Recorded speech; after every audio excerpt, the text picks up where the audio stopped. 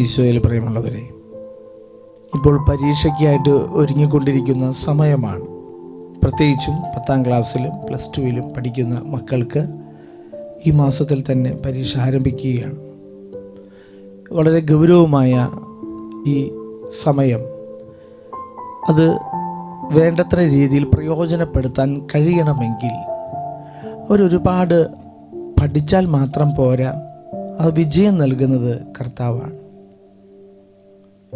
വേണ്ടത്ര രീതിയിൽ അത് വിജയം പ്രാപിക്കണമെങ്കിൽ പഠിച്ച കാര്യങ്ങൾ അത് ചോദ്യത്തിന് വ്യക്തമായും കൃത്യമായും തെറ്റുകൂടാതെ അവർക്ക് എഴുതാൻ കഴിയണം.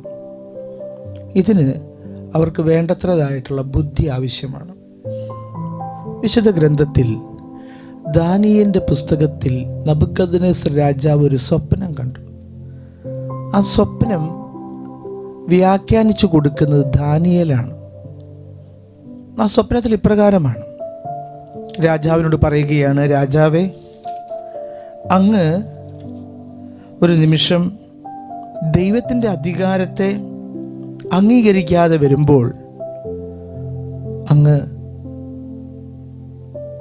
കാളയെപ്പോലെ പുല്ല് തിന്നേണ്ടി വരും. അങ്ങ് 7 വർഷം കാട്ടിൽ താമസിക്കേണ്ടതായിട്ട് വരും. മഞ്ഞും മഴയും അങ്ങ് കൊള്ളും. 12 മാസങ്ങൾക്ക് ശേഷം ഒരു ദിവസം രാജാവ് കൊട്ടാരത്തിൻ്റെ മട്ടുപ്പാവിൽ നിൽക്കുമ്പോൾ, എൻ്റെ രാജകീയ മഹത്വത്തിന് വേണ്ടി രാജമന്ദിരമായി എൻ്റെ മഹാപ്രഭാവത്താൽ ഈ മന്ദിരം ഞാൻ നിർമ്മിച്ചതല്ലേ ഈ മഹത്തായ ബാബിലോൺ എന്ന് വായിൽ നിന്ന് വന്ന സമയം തന്നെ സ്വർഗത്തിൽ നിന്ന് സ്വരം കേട്ടു, നബൂഖദ്നേസർ രാജാവേ, നിന്നോടാണ് പറയുന്നത്, രാജ്യം നിന്ന് വേർപ്പെട്ടിരിക്കുന്നു. അങ്ങനെ വേർപെട്ട ഈ രാജാവ് വന്യമൃഗങ്ങളോടൊത്ത് ആയിരിക്കുകയും കാളയെപ്പോലെ പുല്ല് തിന്നുന്നതിനും മനുഷ്യരുടെ രാജ്യം ഭരിക്കുന്ന അത്യുന്നതനാണെന്നും താൻ ഇച്ഛിക്കുന്നവനാണെന്ന് നൽകുമെന്നും നീ അറിയുന്നത് വരെ 7 സംവത്സരം കടന്നുപോകും. പ്രിയമുള്ളവരെ, ഈ രാജാവിന് എന്ത് സംഭവിച്ചെന്നറിയൂ? ഈ രാജാവ് കാട്ടിലേക്ക് പോകേണ്ടി വന്നു. അവൻ മനുഷ്യരുടെ ഇടയിൽ നിന്ന് ഓടിക്കപ്പെടുകയും, രാജാവിനെ അവർ ഓടിപ്പിച്ചു. അവൻ്റെ നഖം പക്ഷിയുടെ നഖം പോലെയും രോമം കഴുകൻ്റെ തൂവലുകൾ പോലെയും വളരുന്നത് വരെ കാളയെപ്പോലെ പുല്ല് തിന്നുകയും ദേഹം ആകാശത്തിലെ മഞ്ഞുകൊണ്ട് നനയുകയും ചെയ്തു. ഒരു വലിയ രാജാവിന് താൻ ഉണ്ടാക്കിയ ഈ രാജമന്ദിരം, കൊട്ടാരം ഇതൊക്കെ കണ്ട് തൻ്റെ മഹത്വത്തിന് വേണ്ടി അവൻ പറഞ്ഞപ്പോൾ ദൈവത്തിനല്ല മഹത്വം കൊടുത്തത്. ആ നിമിഷം അവനെ ഒരു കാളയെപ്പോലെ ആക്കി എന്നുള്ളതാണ്.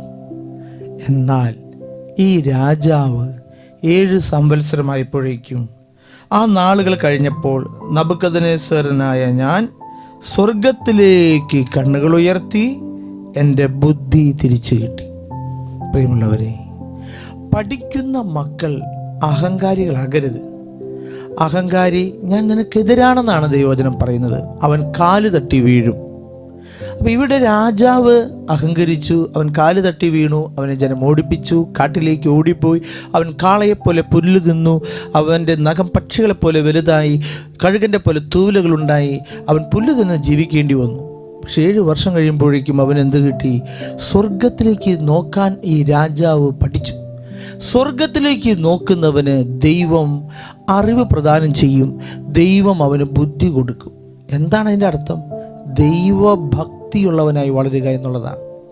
ബൈബിളിൽ പറയുന്നുണ്ട്, സുഭാഷിതത്തിൻ്റെ പുസ്തകം, ദൈവഭക്തിയാണ് ജ്ഞാനത്തിൻ്റെ ആരംഭം. അതുകൊണ്ട് ഈ പഠിക്കുന്ന ഈ സമയത്ത് നമ്മൾ നമ്മുടെ മക്കളെ സ്വർഗത്തിലേക്ക് നോക്കി, സ്വർഗം നോക്കി ജീവിക്കാൻ, പ്രാർത്ഥിച്ച് പഠിക്കുവാൻ നാം നമ്മുടെ മക്കളെ പഠിപ്പിച്ചു കൊടുക്കണം. അപ്പോൾ അതുകൊണ്ട് ഈ എപ്പിസോഡിൽ, ഈ ആരാധനയിൽ നമുക്ക് പഠിക്കുന്ന മക്കളെ സമർപ്പിച്ച് അവർക്ക് വേണ്ടി പ്രത്യേകം നമുക്ക് പ്രാർത്ഥിക്കാം. കർത്താവായ ഈശോയെ, 10ാം ക്ലാസ്സിലും പ്ലസ് 2വിലും പഠിക്കുന്ന എല്ലാ മക്കളും സ്വർഗം നോക്കി ജീവിക്കാൻ, സ്വർഗത്തിലേക്ക് നോക്കി ഈശോയോട് പ്രാർത്ഥിച്ച് പഠിക്കാൻ ദൈവമേ, നിന്റെ പരിശുദ്ധാത്മാവിൻ്റെ കൃപകൾ ചൊരിയണമേ എന്ന് താഴ്മയോടെ പ്രാർത്ഥിക്കുന്നു.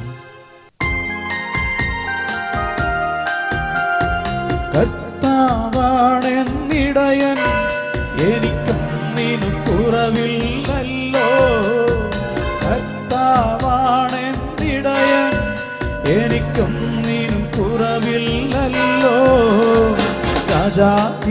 രാജൻ സ്വർഗീയനാഥൻ എന്നുമെൻ കൂടെയുണ്ടല്ലോ. രാജാധിരാജൻ സ്വർഗീയനാഥൻ എന്നുമെൻ കൂടെയുണ്ടല്ലോ. വിജയം നൽകും യോദ്ധാവ് നീയല്ലോ. ആരെ ഞാൻ ഭയപ്പെടണം. പരിശുദ്ധ പരമദിവ്യ കാരുണ്യത്തിന് എന്നേരം ആരാധനയും സ്തുതിയും പുകഴ്ചയുണ്ടായി. പരിശുദ്ധ പരമദിവ്യ കാരുണ്യത്തിന് എന്നേരം ആരാധനയും സ്തുതിയും പുകഴ്ചയുണ്ടായി. പരിശുദ്ധ പരമദിവ്യ കാരുണ്യത്തിന് ആരാധനയും സ്തുതിയും പുകഴ്ചയുണ്ടായിരിക്കട്ടെ.